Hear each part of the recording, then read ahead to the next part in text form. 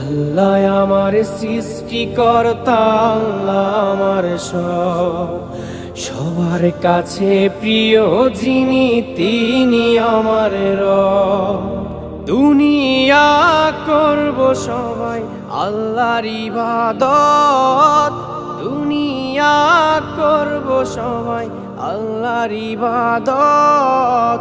সব কিছুতে দিবেন তিনি তারি রহমত, সব কিছুতে দিবেন তিনি তারি রহমত।